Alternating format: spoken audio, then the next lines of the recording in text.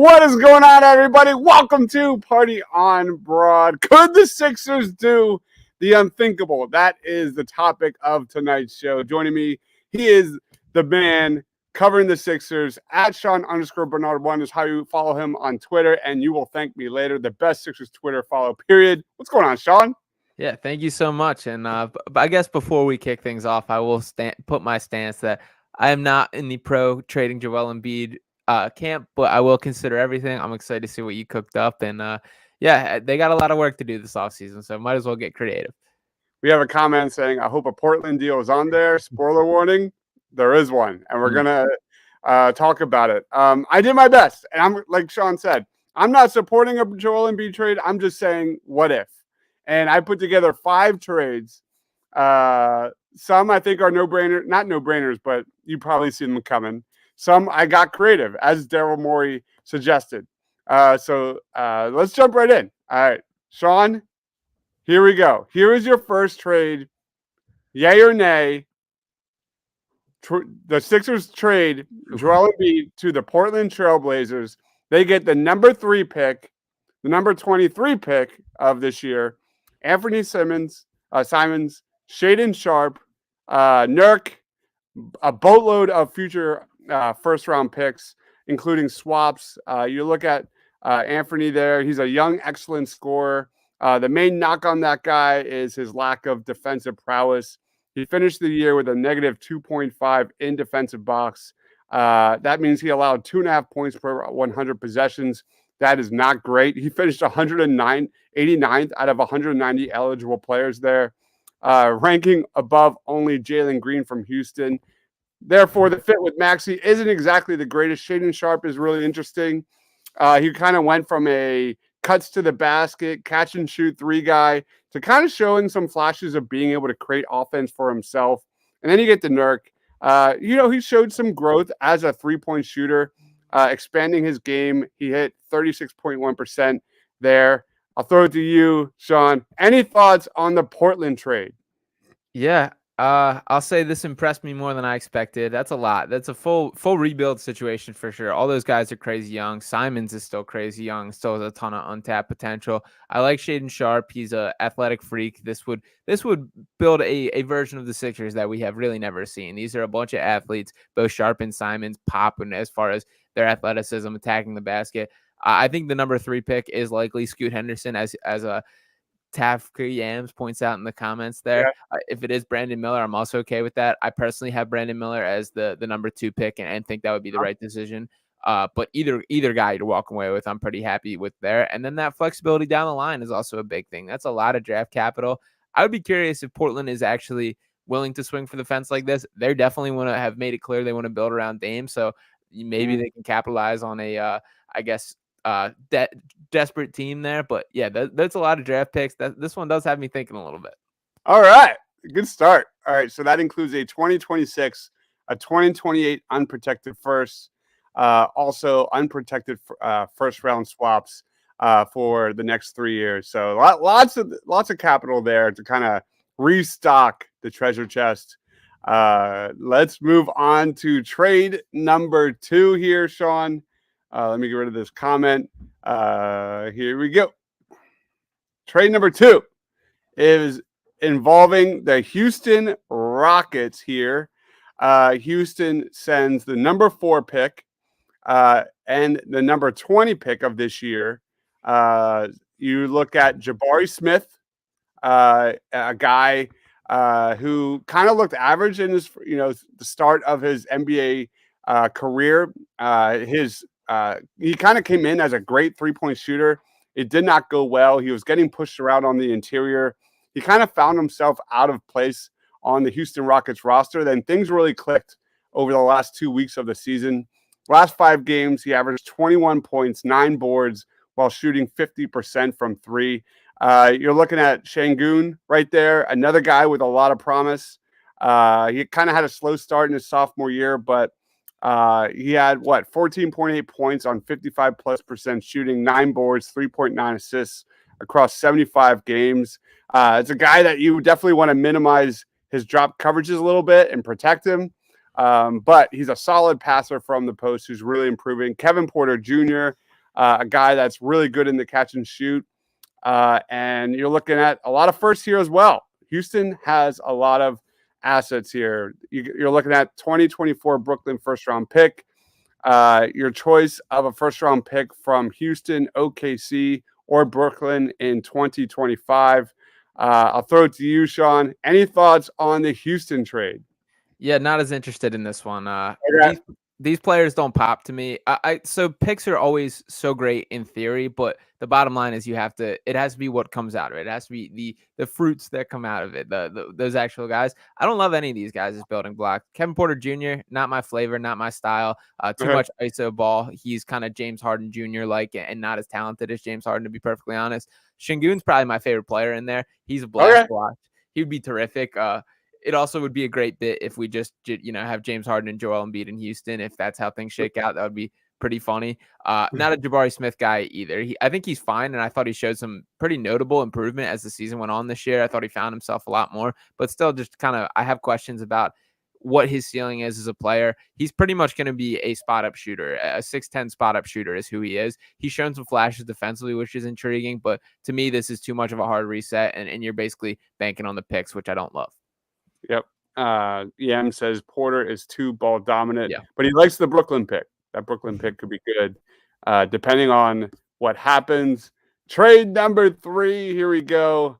We're talking about the OKC Thunder here. Okay. Leading off with number 12 of this year's draft, number 12 pick. The big one here, Chet Holmgren. When he set 6 blocks during his summer league debut, man. That feels like an eternity ago, but everybody knows about him. Great talent. Jalen Williams, he started the season off the bench, moved his way into the starting lineup. By the end of the season, this guy, number 2 in voting in Rookie of the Year. He feasts inside the paint, really good at the rim, 80th percentile among wings per cleaning the glass. You also saw his three-point shooting gradually improve throughout the season. He went from 32% from 3 before the All-Star break to nearly 43% post-All-Star break. Then you're talking about a guy named Poku. Poku started the season really well, averaged 8.8 points a game, 44% shooting. He is a guy that can stretch the floor a little bit. He looked like a starting caliber center, but then he got hurt in December. And wow, you look at OKC. I think the name of the game with OKC is they have a ton of picks they can throw at Joel Embiid in a trade. Bring back Isaiah Joe. I love that thought. I can't believe I didn't even think of that. But again, Sean, what are your thoughts on a deal with OKC? Yeah, I'm a little intrigued here as well, and they definitely have the assets to get it done. I mean, you won't find a treasure chest as full as the Oklahoma City Thunder when it comes to assets, and these guys are speaking my language. I am a Chet Holmgren guy for sure. He's my pick for Rookie of the Year coming up. I had him number 1 out of the last draft class. I really like his game, and I think it's actually, in the long run, is going to be good for him that he did have the year off. Hopefully, he took advantage of it. Bulked up his body a little bit, will be ready. But I think people have slept on Chet Holmgren a little too much. And I think that because of his build, people kind of characterize him as like a soft player, and that's not him whatsoever. He's a competitor. He likes contact. He can play through his, body issues. So I like Chet Holmgren a lot. I think he is a potential franchise centerpiece. Jalen Williams is the real deal as well. And Poku, you got to love him. He's another guy that's a blast to watch and has shown some real progression throughout his NBA career. So I think these are really nice pieces. And it just, you really are never going to get an offer like those first rounders. There's just never a situation where a team can offer that like the Thunder. So, I mean, as much as it sucks, like that might be something worth thinking about. And you kind of have turned me more than I expected so far. All right. So far, it's the Portland deal and the OKC deal for Sean. All right. Going on to trade number 4. Let's talk about Zion Williamson. The New Orleans Pelicans send the number 14 pick in this year's draft.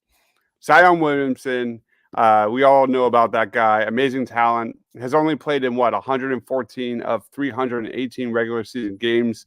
He's also got a 5-year extension kicking in the start of next year. Dyson Daniels, he was pick number 8 in last year's draft in round 1. Great talent with amazing measurables. The dude is 6'8", 200 pounds, 6'11" wingspan, big guard. You can pass, defend, rebound, but really struggled with his perimeter shooting and ball handling. So that's a huge area of growth we need to see from Dyson Daniels.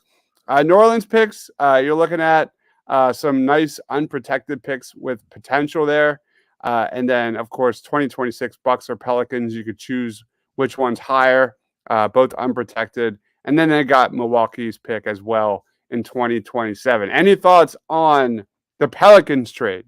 Yeah, I think it makes sense from a Pelican standpoint, but to me, Zion's too much of a risk. I mean, like you said, the game's miss is a big deal. I also question a little bit of the mental makeup of Zion. He's a guy who's like Ben Simmons was thrown into. This is the best player ever. This guy has all the measurables, all the potential. And what specifically stood out to me this year with Zion is when you watch the end of season press conferences, there was a ton of just kind of shaded shots from Brandon Ingram and CJ McCollum talking about how they're not 100%, but they're still out on the court. Stuff like that I kind of read into a little between the lines. And that's especially the case when you see the videos of Zion throwing out his 360 dunks in warm-up. So I think there's a little bit of a disconnect there. And for me, that's too much of a risk.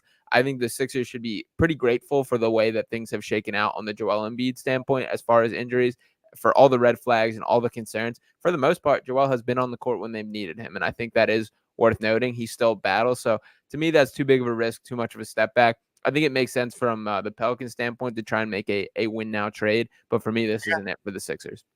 All right. Yam says, I don't want another injury-prone star. Greeny Green says, pass on Zion. And Scott, my man, what's going on, dude? Big deep guy, Scotty, too. Hold on. Eva, go upstairs right now. Says, yes to Zion. I wouldn't trade Embiid, but if I had to, Zion would fit the mold. Absolutely. Let's go on to our last trade for the show. It is a creative trade. You're talking about completely resetting the Philadelphia 76ers with this one. We're talking about a 4-team deal, sending Embiid to the Spurs. Washington Wizards are getting Tobias Harris, and then the Rockets get James Harden. In return, the Sixers receive the number 1 pick in the draft of this year, including Victor Wembanyama. So Wemby to Philly, Jalen Green here in this one. Jalen Green is a guard who has shown flashes that he can develop into a big-time scorer. Just needs to improve the consistency of his jump shot. Doug McDermott, salary filler, some first-round picks from the Rockets, and then a second-round pick. Any thoughts on completely resetting everything in Philadelphia? Yeah, so I'll lump this one as the least likely trade that we've brought up for sure. This is a huge swing for sure. I think that if you were to stack up like the full value of picks and players right now, like I think that number 1 pick or Victor Wembanyama, I mean, they're interchangeable at this point. I've never seen it so clearly be a guy like this. I would put that slot, the 1 pick or Wembanyama, as probably a top 5 just asset period. And that's including all-stars, including Joel Embiid. Like I think realistically, probably like Jokic, I really don't think there's a lot of players that straight up teams would trade from. And I don't think Joel moves the meter that well, which is pretty insane to say, but I can't see San Antonio moving that pick. If the Sixers can find a way to get it done, I probably bite the bullet and do it just because I do think he's that level of talent and that level of can't miss. But yeah, I can't see San Antonio having that pride from him. I agree. I'm doing my best here. Yam says, no way the Spurs pass on Wemby. And Scotty says, holy moly, they win the Wemby sweepstakes. Yam says, Portland still makes the most sense. So those are my 5. Do you have a favorite of those? I probably like the Thunder one the best. I think that was my favorite. Portland's probably Portland too. Thunder and Portland are the 2 that stuck out to me for sure. The picks in the Thunder one is what gets me the most fired up. That makes the difference, and I think Chet Holmgren's a real piece. I think Portland's the most likely if we're lumping on them. That's probably the team I could see making a desperation kind of move to give Dame Lillard a fighting chance. The Dame and Embiid pairing would be awesome, as we've talked about for a few off seasons now. So I'd probably put Portland as most likely, and something I would consider the Thunder one probably my favorite. Yep. Greeny Green says, how about Charlotte for number 2, number 27, Gordon Hayward, and a bunch of other picks and players. Any thoughts on Charlotte in this? There's not a ton that I like on Charlotte, to be honest. LaMelo is kind of their face. I don't see them moving on from him. They're pretty light on young talent. The Miles Bridges situation kind of messed up their trajectory as an organization. That would be interesting. They're a team I could also see taking a swing like that. Number 2 pick, that to me is Brandon Miller. So I do like Brandon Miller, and I think off court issues aside, I do believe that he's like a legitimate star caliber talent. And the thing that I like specifically about Brandon Miller is like the worst case scenario to me is he's like a Harrison Barnes. Like he's still a playable rotational piece. That's why I have him at number 2. Is I think he's such a high floor as a prospect. So it would be nice to get the number 2 pick. This would bring some excitement, but there's not a ton outside of that intrigues me on the Charlotte roster. I've been pumping up Brandon Miller too, but Tiago's not a Brandon Miller guy. Not at all. That surprised me. Yeah. Yam says, do we trust Morey to make a deal?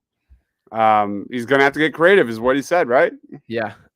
And that's what I want to see from him. I don't need another, let's bring in Mike D'Antoni and bring in some more Rockets and see if it works. I want to see some outside of the box thinking. Let's get creative. Let's find some new options. Let's find some new tactics to elevate this franchise. That's what I want to see out of Daryl Morey. Play-by-play with JJ joins in. Thanks for watching, man. Appreciate it. Says, I feel worse this week when I watch Miami play the way they play. Man, that's the take, right? Is just how beatable the Celtics were and how much the Sixers choked. It is brutal. Greeny Green says, I just won Scoot. Who knows? Who knows? Scoot's good too. As much as I'm hyping up Brandon Miller, Scoot's the real deal.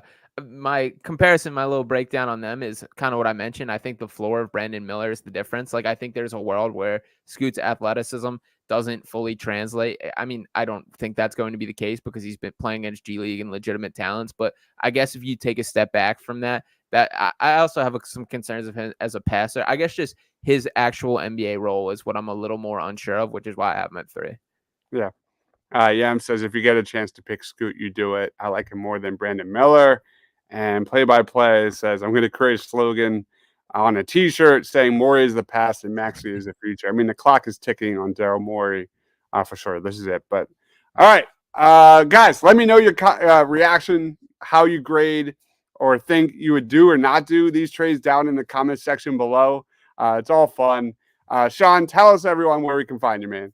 Yeah, you can check me out on Twitter at Sean_Bernard1. Check out PickSwap Media on YouTube. I'll be recording in a little bit tonight, so we'll have an episode dropping tonight on some State of the Sixers stuff, head coaching, some offseason plans, all that good stuff. So make sure to tune into that. And then check me out on Fox 1025 The Gambler. Called in was there on there at 4:30 today. Should be on a little later in the week as well as Saturday 11 to 1. So tune into that as well. Awesome, guys. We'll be back doing a Birds of the Round Table tonight at 9:30. Breaking down all the Eagles news and stuff for training camp. So be on the lookout for that. Again, my man Sean over there does an amazing job at Sean_Bernard1, the best of the best. Thank you, everyone, for watching. We'll catch you next week on Wednesday for Party on Broad. For Sean, for myself, stay awesome, everyone.